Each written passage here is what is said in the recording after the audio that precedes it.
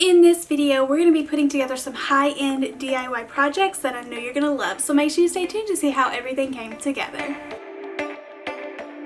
Hey guys, and welcome to my channel. In this video, I'm going to be putting together some projects that look high-end. We all love a good inexpensive DIY, but they don't always turn out super nice looking. So I try to put together some projects that look like they were super nice, like they were from Home Goods, Kirkland's, Pier 1, Pottery Barn. Some decor pieces that look like they would cost a lot more than just the few dollars it takes from Dollar Tree to put really cute stuff together. So I'm super excited for this video. Give me a big thumbs up if you love videos like this. Hit that subscribe button to support my channel, and let's go ahead and jump on into crafting. For the first project, I wanted to put together a really nice looking sign. I know whenever we buy wall art from the Dollar Tree, it just doesn't make a huge impact as is. It's just like cheaper looking pieces, and if you go to a higher end store, I know wall art can be really pricey. So today I wanted to put together a very inexpensive sign that looked really nice quality, like you would have bought it from a store. So I'm using one of these Dollar Tree signs. Any rectangular sign would work, and I start by removing all the packaging and the labels and flip it over to the back side, and using this measuring level, I'm going to go ahead and measure out 2.5 inches on each side so that I can kind of draw a rectangle in the center that is going to be even on both sides.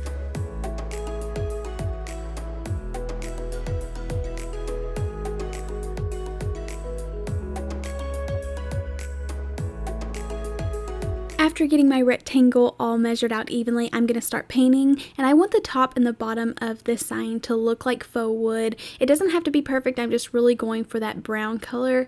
I'm going to be using a couple different colors. I'm going to start by using the Waverly chalk paint in the color Truffle, and then kind of dry brush over that with some of this mineral colored chalk paint, which is more of like a beige tan color. I did fill in the little holes. These will still show up a little bit, but they do look a lot better than just being a hole there whenever you don't put anything over them. But I just start by painting the bottom of this, and I'm going to be taping this off to get the perfect line in the middle, so I'm not really worried about it being perfect right now. I'm just kind of going along the line so I can see where it needs to go, but going ahead and filling in all that with brown. And then I love the streak effect whenever you add wet paint on wet paint, but that beige color was just getting lost in the brown color, so I just went ahead and let that completely dry, and then went back and added some of the lighter color over the top of it.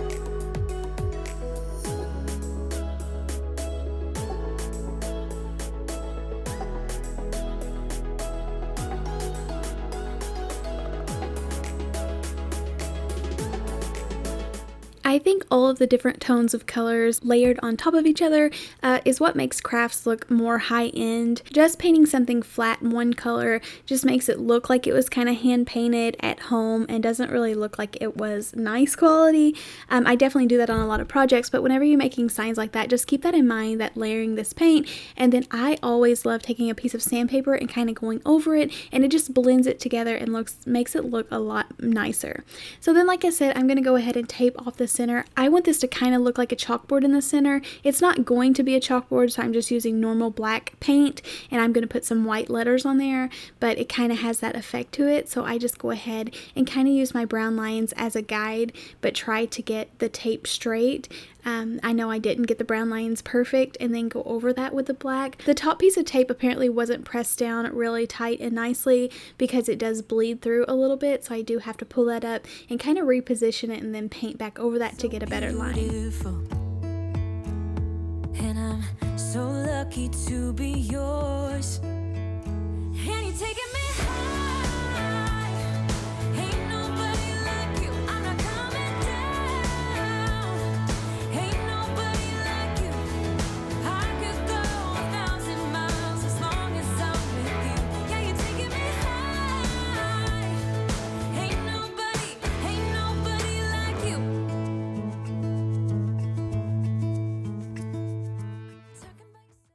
And then I wanted to put a large word in the center, so I'm going to go ahead and use some of my Easter words. I opened these in a video. These were from my P.O. box. Some of my sweet subscribers had sent me some of these middle words, so I want to go ahead and jump on into using them, so I will get to use several of them this year. And I'm going to go ahead and paint this welcome word white. Welcome is definitely a word that you can use all year, but I'll save the other words and get to use them next spring. So I originally thought I would put this in the center, but I later on go ahead and move that down after I add the bow and stuff. But right now I'm going to be taking some of this black and white gingham, plaid, buffalo check, whatever anybody wants to call it. But I'm taking some of this and I'm going to make this easy bow. And I always make these bows and they turn out perfect every time. So you first loop over a piece of fabric for your top piece and then just cut an extra piece for your little tails. I squish them all together and then double knot that in the back with a piece of jute twine or jute string, and then I'll be able to glue this at the top. I did accidentally cut the tails off too short because I got them uneven, but I didn't mind it. I think they looked really nice after I added some greenery underneath.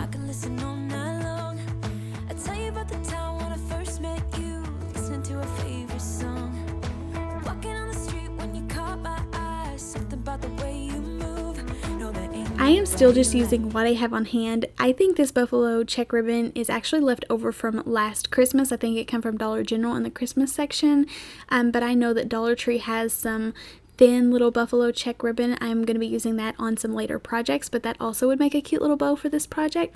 But here you can see, like I say, I accidentally had to kind of trim my tails too short because I got one really short.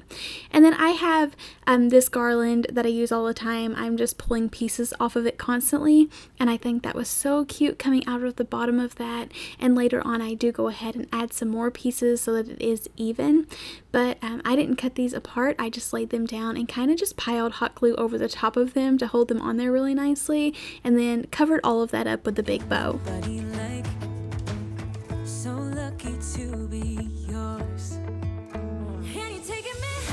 Since the little greenery kind of stuck up really tall, I had to push the bow really far back to get it to glue to the sign, and I felt like it was just getting lost back there. So I wanted a more pretty bows. I'm all about the bows. If you don't like this, you definitely could just add the greenery or put some burlap flowers or anything at the top. But I wanted this to stick out a little bit more, so I'm going to turn it into a double bow. And by doing that, I just repeat the first step by making another loop and tying that with the jute twine, and then I can hot glue that over the top, and it looks like it was originally made to be that way. And then, like I said, I'm just cutting off some more little greenery pieces and then kind of filling in the little holes where I saw that needed some.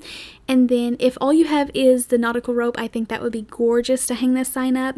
But I have a ton of these stringed beads garlands that came from Hobby Lobby maybe last fall or maybe the end of last summer, but they have lasted me forever, and I'll be able to reuse them on smaller projects when I get tired of these.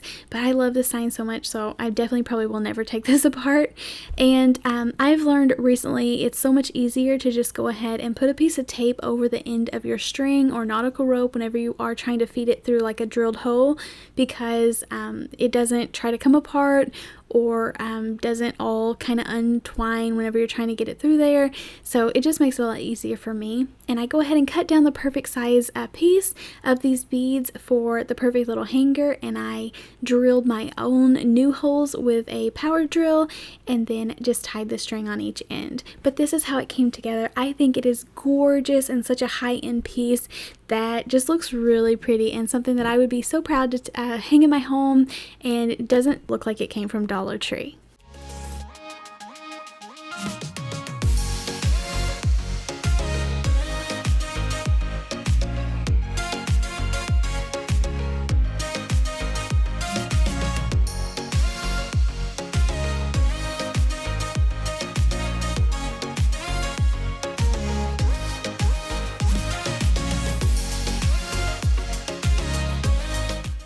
I think the next project is one of my favorite things I've made in a while. I am using these two wooden circles from Hobby Lobby. They are $2.99 for a pack of 2, so that puts them at about $1.50 each regular price, but you are able to use a coupon on this whenever the stores get back opened up and we can get back out. So I definitely recommend picking those up because you could use those on a ton of projects.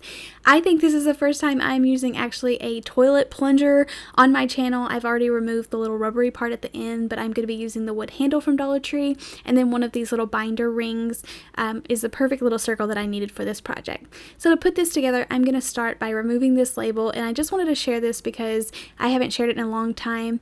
I have a heat gun that I love to use. I'll link it down below, but I used to use a hairdryer all the time. But either one that you have, if you heat up your labels from Dollar Tree, it helps them peel off 100 times easier. It still looks like I'm struggling. This little toilet plunger was unfinished wood that was really rough, and it was kind of like the sticky part was down in all of those cracks, so it was a little bit harder to get that off. But after I did heat it up, it was so much easier. So you definitely can feel free to put a screw in the bottom of this. It probably would hold this up a way better, but so far I just hot glued it and it seems to be working out just fine. So at first I scooted around because I didn't have it center, and that's why it looks like it's not holding, so I had to apply some more hot glue, but I just knew it wasn't going to stand there by itself. So I ended up using some of my nautical rope and wrapping that and hot gluing that about around the bottom so that I could add a ton of more glue and you wouldn't be able to see it.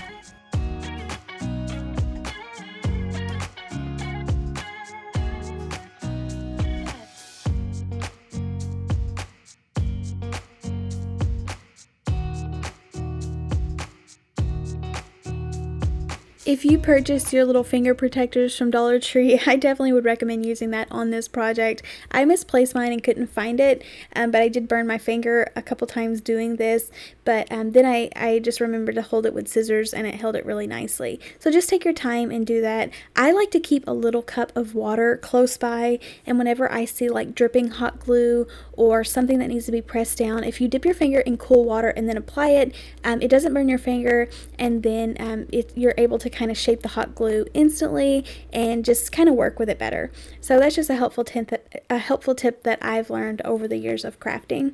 And then I just wrapped that around the bottom until a few layers up, and then for the top I added one of these rings. I knew it would not hold just by putting a dot of hot glue and that metal ring setting on top, so I wanted to hold it down with some of this jute string, and I did that because it's way thinner on the sides, and then I can make it match the bottom by wrapping a few layers of the nautical rope around the top again. And then you can see I'm just adding little dabs of hot glue here and there, and then kind of cutting it off and then hot gluing the end down. And the nautical rope adds extra detail and decorativeness to this, but also is serving a big purpose because it is helping hold the base on, and then for the top it is holding down that jute string to hold the metal ring on. So then I am going to be painting this, so I wanted to take a lighter from Dollar Tree, and I am just really trying to singe all of those hairs off because I do not want this to look really hairy whenever I do paint it. Be careful on this. I've never started a fire or anything, but I just always am able to burn off the little hairs, and then it also gets rid of all the little hot glue strands. This is going to be a little mini wreath holder, so I needed a way to hold up the little garland wreath, so I stuck a little thumbtack towards the top, but you definitely could use in a screw and hook. That probably would have worked a lot better because I did struggle to get that tack in there. And then all I had was my white chalk paint, so I'm going to go ahead and start painting that, but later on I did find a little bit of white spray paint, and I kind of went over that outside. I didn't have the video of that, but I do recommend that because it does get in all of the cracks of the rope, and this just kind of conceals everything, and I put a big thick layer on that rope so maybe you wouldn't be able to tell if it did have any of the little loose hairs or frays on there.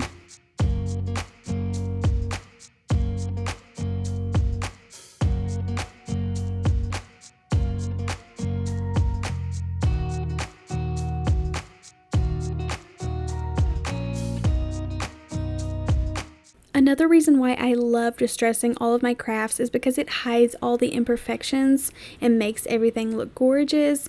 You can see that I'm using some light gray paint here and just kind of going along the shape of this. I go in the circular shape, and I just think it makes it look nicer, but like I say, also hides all the imperfections, so it kind of makes that rope blend in.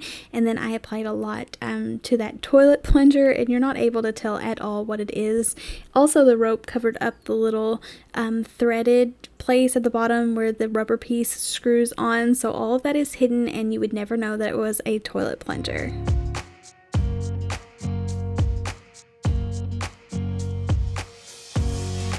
I know it looks questionable at first, but bear with me. I found this little wreath. It looks really sad. This actually came from Target Dollar Spot, and it's just laid in a big tub of craft supplies, so it's kind of got smashed. It's lost some of its greenery and just really misshaped. So I'm taking some more of those little greenery pieces from a garland, and I'm going to cut these all apart, and then I'll be able to tuck them in all of these little holes. I know these are a different color, so I'm going to have to go ahead and put this all the way around, but I think the two different shades of green just makes this even more beautiful, and I go ahead and just kind of hot glue them, adding that to the leaves and then tucking them down all the way in the same direction around this wreath.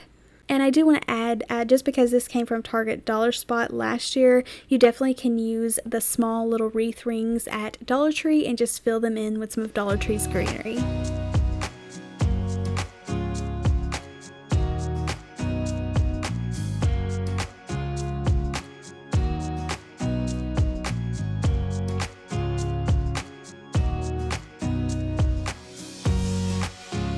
To dress this wreath up a tiny bit more, I add some of Dollar Tree's black and white ribbon to the bottom. I think that is gorgeous, makes it look farmhouse, but modern farmhouse also, and can just go in with several different decor. I just hot glue that at the bottom, but I think this is so fun because you definitely could make a wreath for fall, one for Christmas, one for spring, and add florals to it, and constantly be changing this out, but reusing the little wreath stand. So this is how it came together. I think it is an adorable idea. It looks so high-end, but yet we only made it for a few dollars, especially if you can DIY the wreath.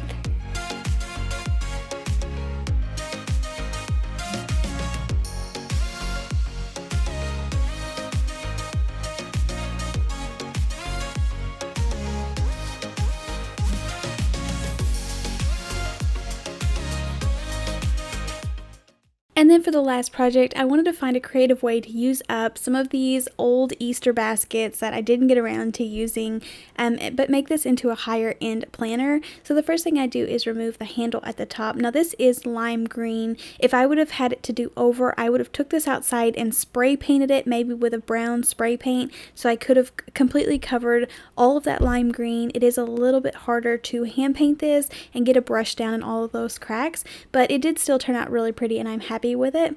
But I am going to go ahead and use some more of my truffle color brown chalk paint, and like I say, just using a brush, I just try to get down in the cracks the best I could. I applied really thick layer, so it does try to drip through, so make sure that you do go ahead and check on the center, and if anything is dripping, you do go ahead and kind of brush that out and make it blend in. But I'm going to go ahead and just paint this halfway down because this is going to be a two-toned planner, and then I do want to put plants on the inside, so you're not really going to see a lot of the inside, but I do go ahead and paint a couple inches down just to make sure that none of the lime green does show through.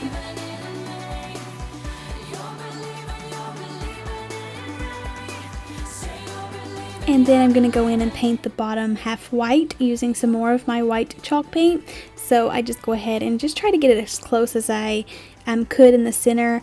I was kind of being sloppy in the center because I originally was going to use like a 1 or a 2-inch ribbon, so it was going to be thicker and I knew it would be hidden, but I do end up using a smaller one, so I do recommend trying to get that as close as possible. When I started this video, I really didn't know that I was going to be using the same black and white plaid, buffalo check, whatever ribbon on all three projects, but I ended up doing that. I just think it looks really classy and pretty, so I ended up hot gluing this around the center, and this does come from Dollar Tree, so this is an official all Dollar Tree project except the paint, and I ended up using Walmart greenery pieces for 98 cents, but Dollar Tree definitely has greenery or floral that you can put in the basket for less, but the Walmart floral is 98 cents, like I say, so it still is a little bit more inexpensive. So then I'm going to just fold over the end so I don't have a raw edge there that will ravel, and hot glue that down. I didn't mean to put that in the beauty shots, but it was turned that way, but usually I would have put the seam in the back. I always love to keep my floral kind of free in my basket so that I can just pull it out and reuse it anytime I want to, but feel free to put styrofoam so you can really control where your greenery goes if you wanted to make it more even. But like I say, I'm just going to set this down in there. I always like to bend over the bottom of my stems so that I can just place them down in there and then grab them anytime that I want them. But that's how simple this came together, creating this from an old Easter basket. I think, like I say, it's really classy and high-end looking and really nice. It matches all of my farmhouse decor.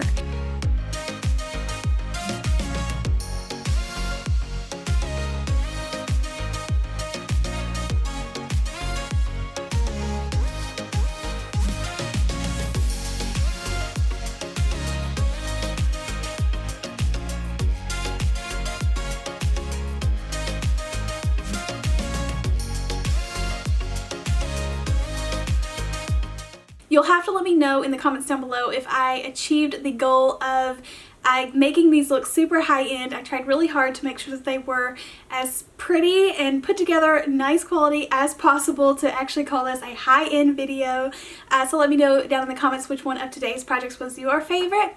I really hope you enjoyed them. Make sure you hit that thumbs up button, subscribe, and I'll see you next time. Happy crafting! Bye!